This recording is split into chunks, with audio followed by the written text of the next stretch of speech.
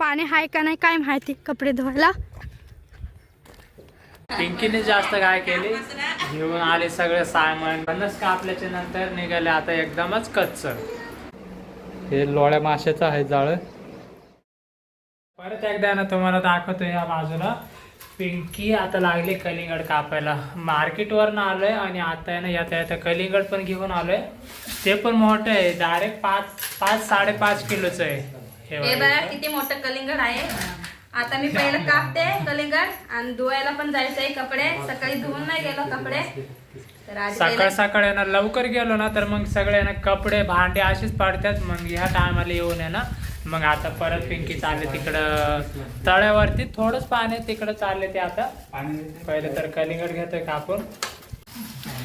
बरेच दिवसानंतर ना कलिंगड आणले, म्हणजे जवळजवळ आहे ना 1-1.5 महिना झाला कलिंगड आणलंच नव्हतं। कारण तर आहे ना चांगले गोड लागत नाही काय, तर त्याच्यामुळे ना बऱ्याच दिवसातून आहे ना अशी मोठी मोठी कलिंगड दिसलेली आता येता। आणि कलिंगड इतकं लाल आहे ना बघा, जबरदस्त एकदम लाल कलर आहे। आता लागतंय खायला, बघू कसं। अनुष्का तर ह्या साईडला वाटी घेऊन आली। हे कोणला कलिंगड आवडतात? तुला आवडतंय का अनुष्का? हे तुला? हे छायाने तर आंबा घेतलाय। मागच्या व्हिडिओमध्ये ना तुम्हाला दाखवलेला आंबे काढलेले, त्याच्यामधला येतो। तुम्हाला ते आंबे सुद्धा दाखवायचे बाकी आहेत अजून। परत एकदा सीजन आहे कलिंगड, पहिलं तर खाऊन घेतोय। सुरुवात आहे व्हिडिओची आणि बघा सुरुवात किती भारी झाली। कलिंगड ना एकदम लाल भेटलं आपल्याला।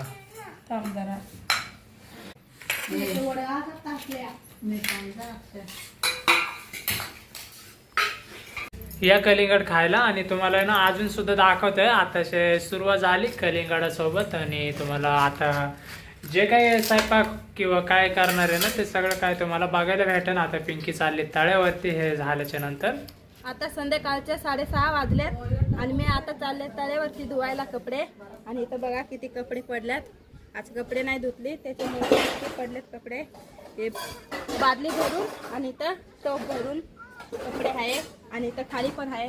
आता तेवढे कपडे घेऊन तळ्यावरती चालले आणि तुम्हाला दाखवते तिकडे पण जाऊन। मी एकटी नाही चालले, इकडे शालू सुद्धा आहे। पाणी आहे का नाही काय माहिती कपडे धुवायला। इथं ना थोडंच पाणी आहे, मग एवढेच पाण्यामध्ये धुवायला लागतंय कपडे। आणि या वरच्या साईडला आहे, बरं त्याच्यात म्हशी जातात पाणी प्यायला, तर तिथं नाही धुवून देत। तेच पाणी इथं थोडं थोडं येतंय, अशाच पाण्यामध्ये धुवायला लागतंय। आणि त्या साईडला शालू बघा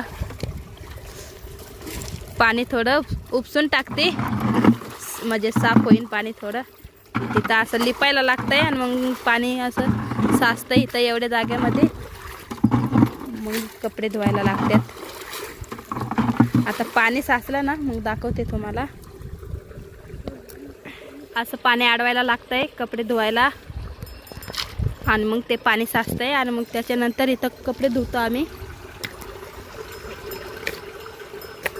इथनं थोडं थोडं येतंय पाणी,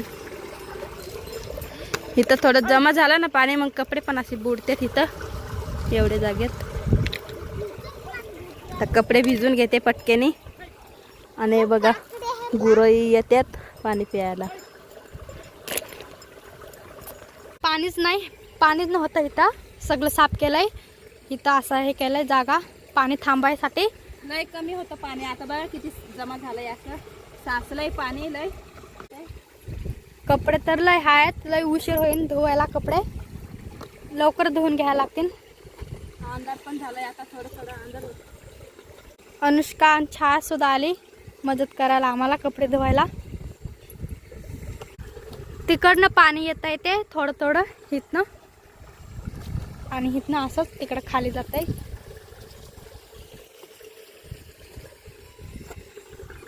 या साईडला सुरुवात केली कपडे धुवायला आणि इकडं छाया सुद्धा कपडे धुवती।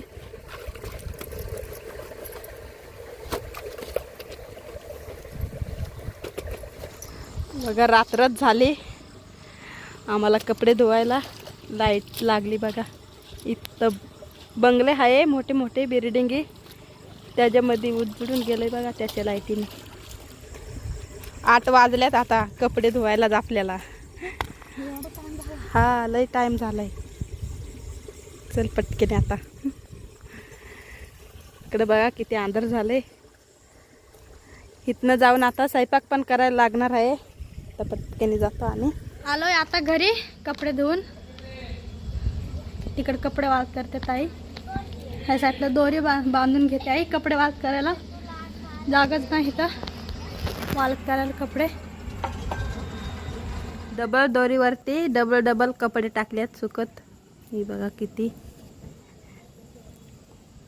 फॅमिलीची कपडे इतके असतात आमचे. एकच दिवसाची ना. एक दिवसाचे कपडे धुवून आले आणि आता भात पण घातलाय गॅसवरती. तर ती भाजी लई भारी लागते चवदार केल्याच्या नंतर. इथं बघा कशी साफ केली. त्या साईडला बघा शालू कशी साफ करते. असं आतमधलं एक असं हे बघा काडीसारखं असतंय ते काढून टाकायला लागतंय. ते असं जाड असते ना. हे बघा. आणि भाजी ना मागच्या बारीला पण आणलेली आणि आता पण आणली. आणि बाहेरच बसलोय आम्ही. हे बघा बाहेरच्या बाजूला. इथं आतमध्ये हे आहे आणि इथं बसलोय आम्ही. आज कालून अख्खी मसूर बनवली. हे बघा. आणि ह्या साईडला भात आहे. आणि इकडं उतरल्यात डाळीसोबत खायला. आज घरीच आहे. आज जाळे बिळे सोडायला नाही गेलो, माशाला नाही गेलो. आज जाळे बनवायचं काम चालू आहे. इथं चालू जाळे भरून घेते. हे जाळ मोठा आहे, 9 बोटीचं जाळ आहे. आज दादा आणि ताई नाही घरात. ते गेलेत मरली पकडायला गलावरती. आम्ही घरातच थांबलोय. त्याच्यामुळे जाळं भरून घेतोय. एक जाळं भरलंय. ते साईडला जाळं बनवायचं आहे. हे बारक्या साईजचं जाळं पण बनवतोय मी. हे लोळ्या माशाचं आहे जाळं. आता अंड्यावरच्या लोळ्या होतील त्याच्यामुळे जाळं पटापटा बनवून घेतोय. आणि या साईडला समंता पण झोपलीत, उठलीत आता समंता. ती बघा कशी बघती.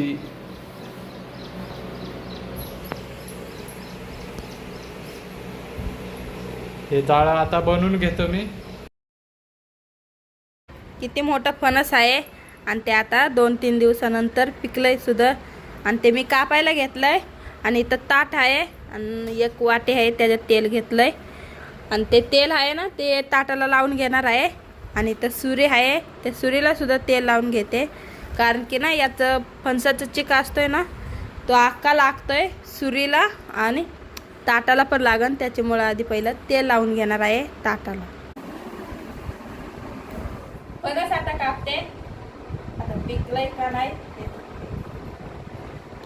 सुरीला धार पण नाही.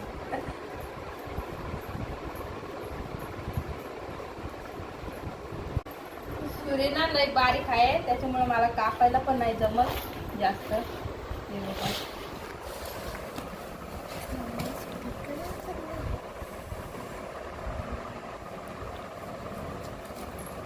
जास्त पिकलं नाही ते.